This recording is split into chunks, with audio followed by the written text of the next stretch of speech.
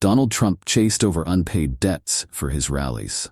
Authorities in Erie, Pennsylvania, are still seeking $40,330 from Donald Trump's presidential campaign to pay for assistance they provided for his 2018 and 2023 campaign visits, bringing the total debt 5 cities say he owes them to over $740,000.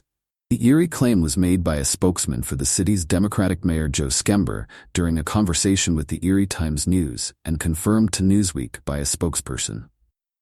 It is in addition to more than $700,000 of unpaid debts that 4 cities, El Paso, Texas, Spokane, Washington, Mesa, Arizona, and Green Bay, Wisconsin, were still seeking last month for rallies that took place between 2016 and 2019, a Newsweek investigation found. Erie is also calculating a currently undisclosed figure related to the rally Trump held at the city's Bayfront Convention Center on Sunday, which could push the total unpaid debt figure beyond $740,330. A 2019 report from the Center for Public Integrity found 10 city authorities, including Erie and the 4 outlined above, were demanding a total of $841,209 as back payments for historic Trump rallies they helped stage. Rob Lee, the City of Erie's Director of Communications, told Newsweek, "I can confirm that the Trump campaign still owes the City of Erie a total of $40,329.27 for public safety costs associated with campaign visits in 2018 and 2023. These costs were for police, fire, and public works personnel overtime. $35,129 in 2018 and $5,200 in 2023. The City of Erie is in the process of creating an invoice for the most recent rally, but the total amount of that invoice is not yet available." When contacted for comment, a Trump campaign official asked Newsweek to refer the query to the Secret Service. Addressing Newsweek, Anthony Guglielmi, Secret Service spokesperson, said, "While we can't speak to this specific issue between the city and the campaign, state and local law enforcement play a crucial role in our ability to effectively safeguard the former president and other Secret Service protectees."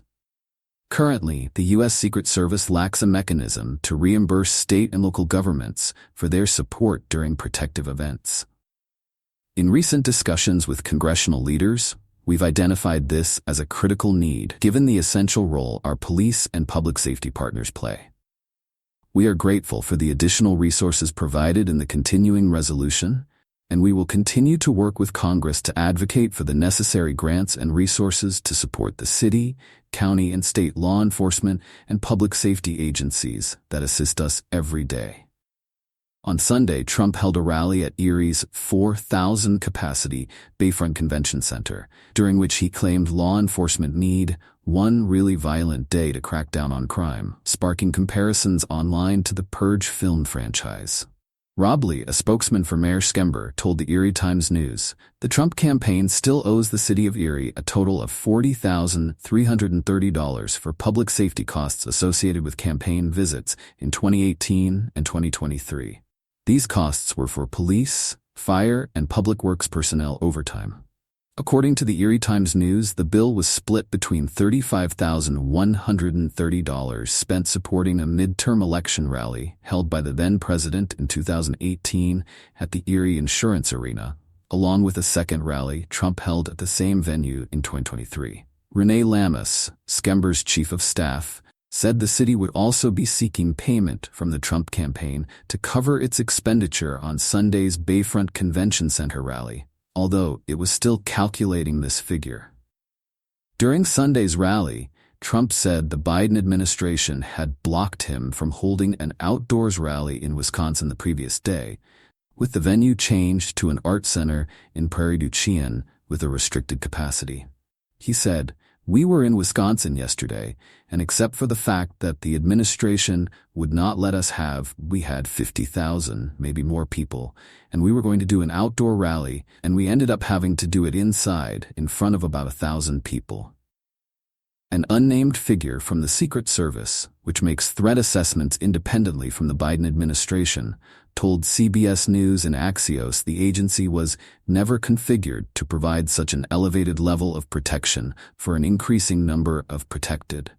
They said, "Our personnel and equipment, are being pushed to their limits to sustain the current operational tempo. This proposed Wisconsin event also took place during the United Nations General Assembly, where the Secret Service is responsible for the safety and security of over 140 world leaders amid a challenged global threat level. Trump narrowly survived an assassination bid on July 13th when a man opened fire at a rally he was hosting in Butler, Pennsylvania. The attack killed one attendee and left the Republican presidential contender bleeding from one ear before the gunman, identified as Thomas Matthew Crooks, was shot dead by law enforcement.